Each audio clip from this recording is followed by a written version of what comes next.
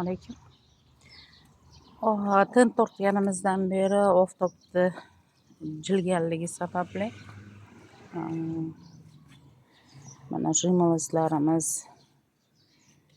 oftobda kuydi, golubika kuyishni boshladi. Kameliyalarga ham ta'sir qilganligi uchun biz bularni ichkariroqqa tortishga harakat qildik. Menimcha endi oftob tushmasa kerak. Kamroq vaqt tushadi, shuning uchun oftob urish to'xtaydi degan niyatimiz bor. Gortenziyamiz drivovidniy chiroyli gullayapti.